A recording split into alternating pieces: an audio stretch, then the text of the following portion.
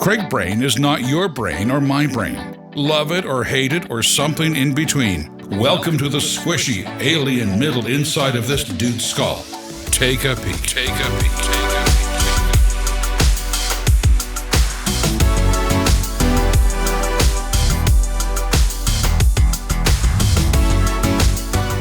It's Craig. I only have eyes for you and your penis. That's what we're calling this episode. So one night, I forget what it was. This wasn't in a journal. This was in a notes. I was sitting in bed. I was thinking through some stuff. And I felt like I had this like light bulb moment of like, oh, this is what it is. And my wife and I had a conversation prior to going to bed about something. And yeah, I was trying to think of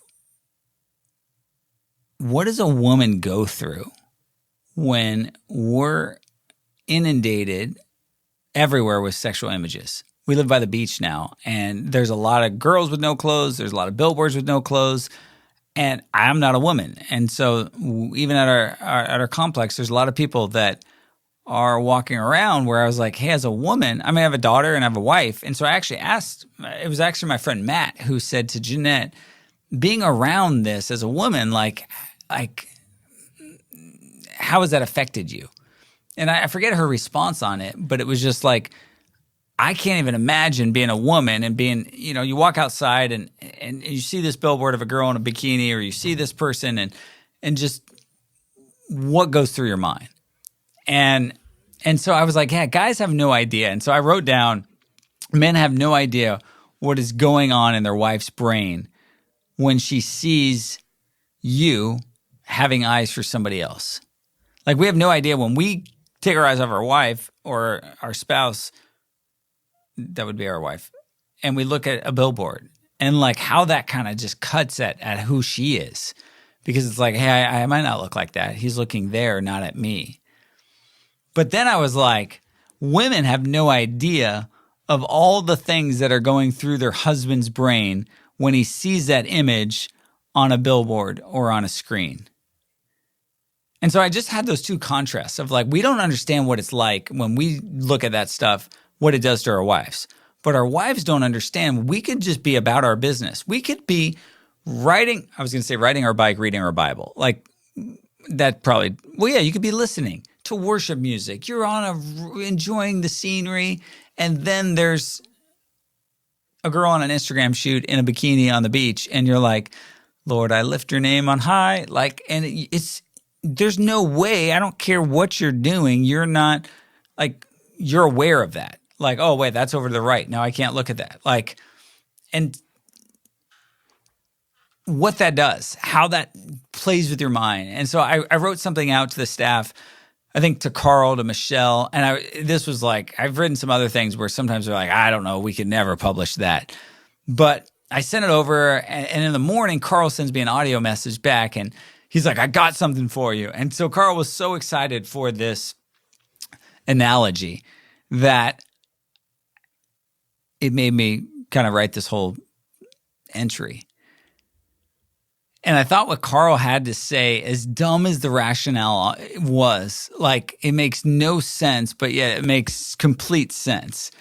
He said, and I'm paraphrasing, but he says, imagine if I'm walking around the mall with my wife, Katie, instead of window shopping and walking by the Victoria's Secret store at the mall. But we're walking through the mall and every man there is pantless. Carl says, now, Craig, I'm a pretty confident guy, but with my pants off, I'm immediately start to compare and wonder in my mind, am I big enough?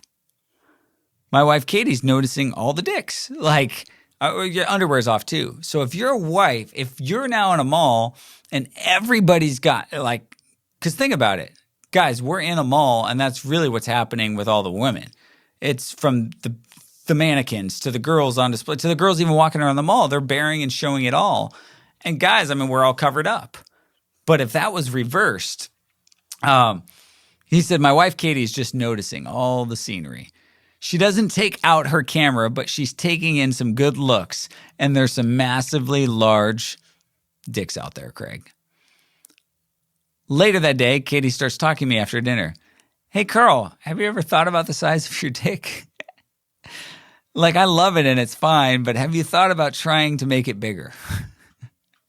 I mean, you're not small. I'm not saying that at all. I only have eyes for your penis, Carl. I didn't even notice all the other penises at the mall today at all. Awkward. Like, that's a lie. Like, yeah, you did. Like, we all saw them. Some of them are hanging on the floor. Like, they're so large. How would that make Carl feel? Pretty damn thankful for jeans. And the reality is, like, we don't have to be in that world. But I think for guys, as we talk about that, as we try and understand, like, what can we do to honor our wives better?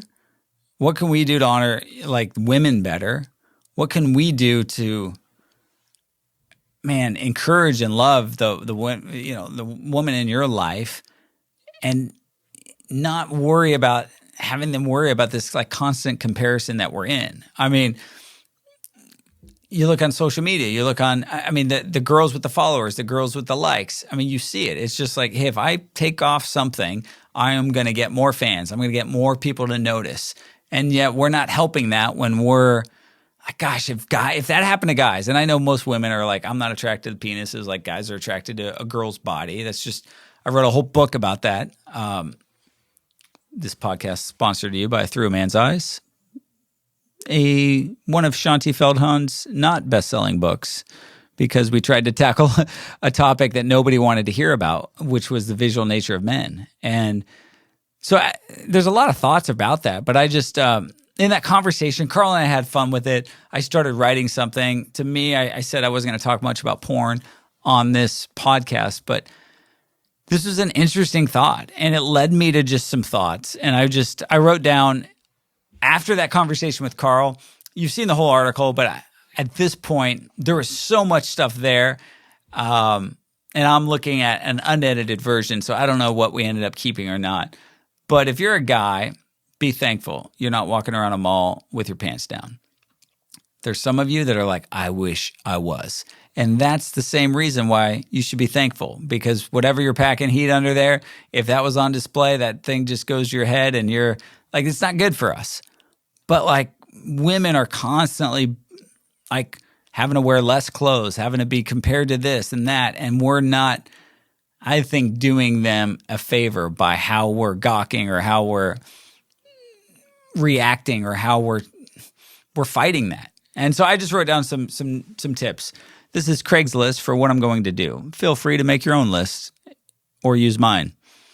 And if you have any other thoughts, send them to me on, hey, what would be a good thing for you in this area? Number one, I said, tell your wife a lot that you think she is beautiful. Number two, encourage your wife when you see her working hard at things. Example would be like, hey, you've been working out. I noticed the discipline that you have with eating right. Like, oh, wow, I like that you dressed up when we went out. I think those are things where it's like you're in a world where women want to be noticed. And then when you're not noticed by your own husband, it's like, hey, I just got my hair done. I'm bad at that one because I was like, oh, you got your hair. Like, I know, like, guys, just pay more attention to those things. People think it's funny that I actually buy a lot of my wife's clothes. I buy them mostly off mannequins. Guys, this isn't on my list. This is a bonus tip. Get to know your wife's size of clothes. Like, I'm amazed how many men I know you've been married for 20 years, and it's like, what size bra is your wife? What size pants is she? What size shoe? Like, and you're stuck at a store, and you're like, I would never think about buying anything. You don't know her size. Like, if I see something on a mannequin and I like it, I was like, oh, I'll ask the nice lady at the store and say, what size is that? Hey, here's my wife's measurements. Like, what size? Like, come on. Like, it's not that hard. We're not complete idiots. I know some of us act like it, but it's like, dude, just figure that out. You like it? It looks good. Do you want it? Buy it. I think she would like it, especially if you bought it for her and you're like, I really like this. Number 3, do 1 and 2 in front of your kids and others as well. I think that is something, trying to gosh, it's on my list, so this is more for me than you. So these are things I got to work on. Number 4, expect your wife to be hurt, angry, or insecure of your love if you don't do number 1, 2, and 3. And you continue to do 5. I'm sure someone's going to edit this so it's not like Morse code. But yeah, if you don't tell your wife she's beautiful, if you don't encourage her at the things she's doing, man, she's gonna be hurt or insecure on those things because your opinion matters to her. And number 5, don't humiliate your wife or girlfriend by looking at porn or gawking at women. My friend Shanti says that. I think she even says the word gawking, which I haven't used since my dad used it in like 6th grade when we would be on a freeway and traffic would be stopped and he would say, gawkers, all those gawkers. So we do say that. Shanti says it in this way, which I think is fun. Yeah, don't be that guy. Number 6, looking once means you're alive. Looking twice means you dissed your wife. So you see the billboard. I think it's okay to go like, yeah, I saw that, but like I'm not staring at it or taking a photo of it. And I think women, it's fascinating when you don't, sometimes your family or girls in your family might have no clue what it is like for a male. So we're at a PETA jungle, about 5 minutes from where I'm shooting this podcast. Me, Nolan, and Elise, this was last year, and Jeanette. And we weren't at Hooters. We were at PETA Jungle. And so our waitress came. Nolan, do you remember this night? Oh, he just said, yes, it was bad. That's better than, yeah, Dad, that was good. I love PETA Jungle. I mean, this waitress asked what kind of drinks we'd like. And it was like, there was a straight eye view down her top. Like, Nolan's saying it's a strip club in there. Well, no, there was a shirt on, but it was very blousy and it was like right down. So I was like, when that happens to me, I'm like, I get kind of uncomfortable. Like, oh, I don't want to, I'm not even thirsty anymore. Like, please leave. I want to like write a note with my order because you're like boob girls coming by and I don't want to look like boob. Yeah, it's all you're thinking about. She's going to come by. Her boob's right out there. I don't want to look. I have a wife. My daughter's there. This is uncomfortable. All that's taking up brain calories. All that's like going on in your mind. And you're like, I'm not looking at her. I'm looking at her eyes. Oh, like, yeah, I'd like a lemonade. And then she comes back. And so I'm fighting that like the whole time because you're like, I'm not looking at you. But then you kind of are like, I mean, let's be honest. Like there's boobs inside a shirt that's like not, it's there to look at. So you're like, I don't, So we get in the car. We're opening the door. I was like, guys, what does everyone first think of that meal tonight?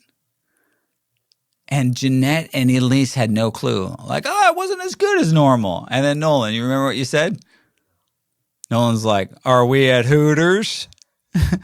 And the girls were like, really?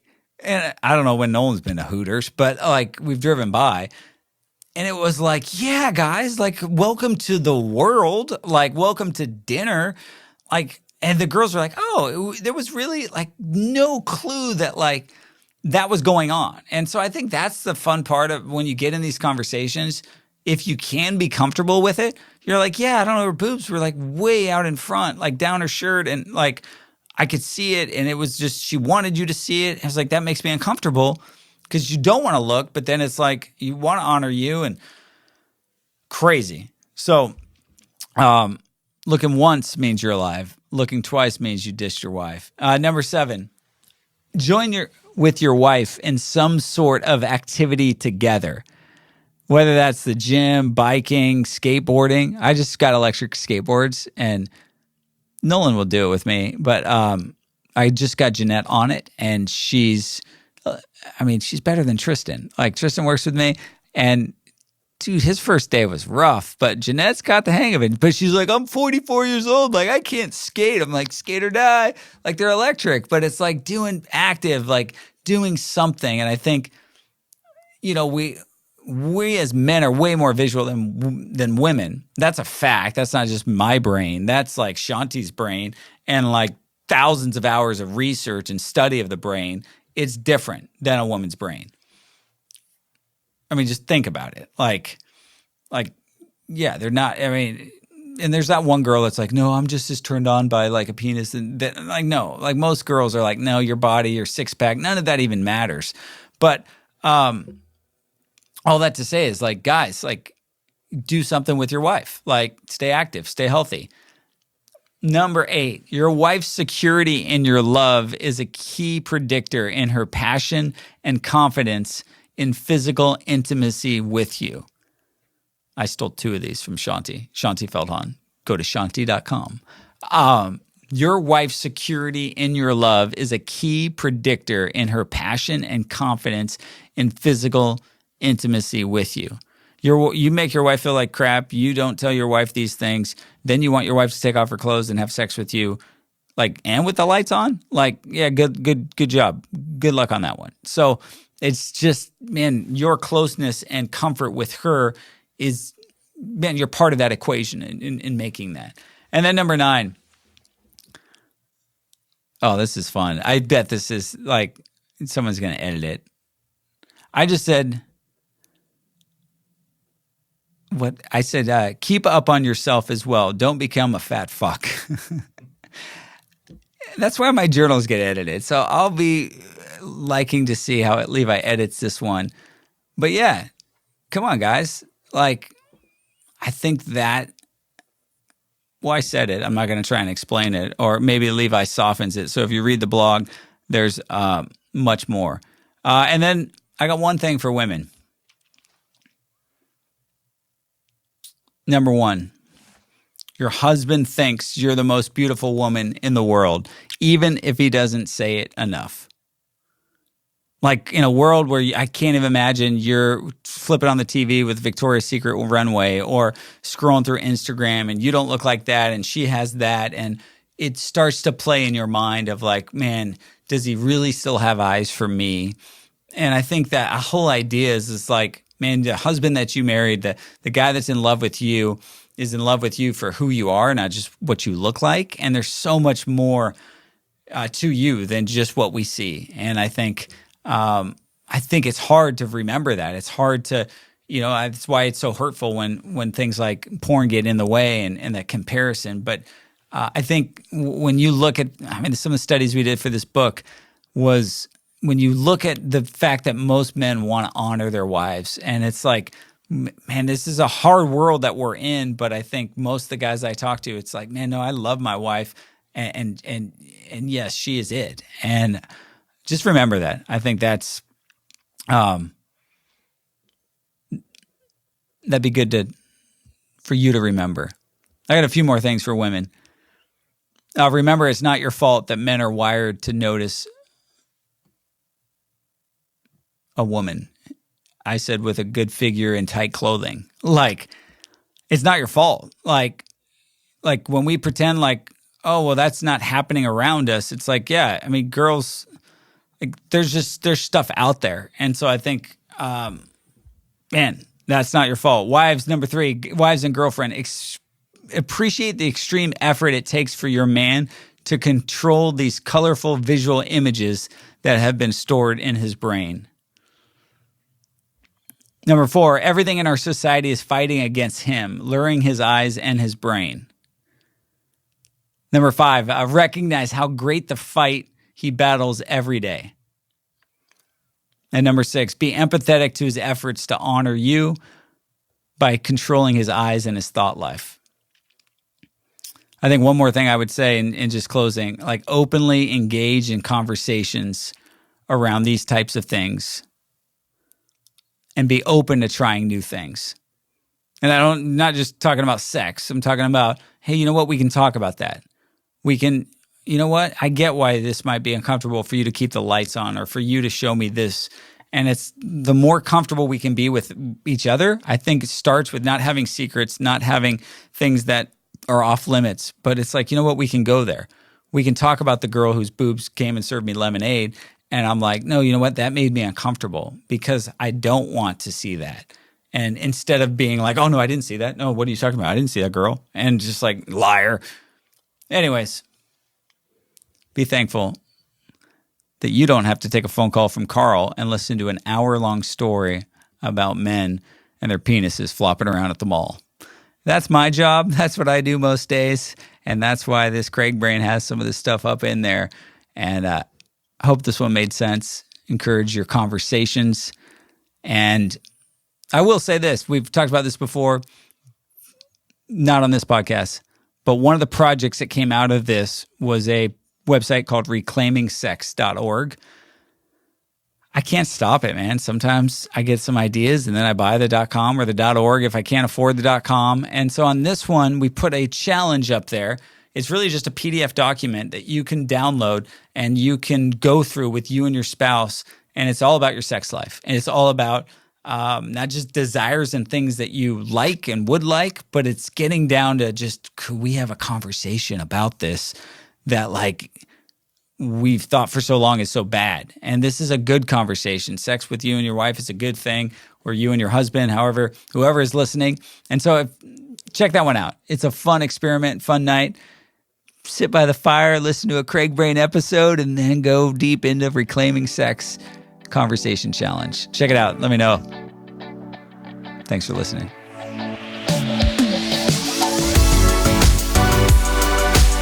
Thanks for thinking through Craig Brain. This podcast is only a small summarized part of a larger conversation. To read the full story, check out www.craigbrain.com and follow @Craig Gross on whatever social suits your fancy.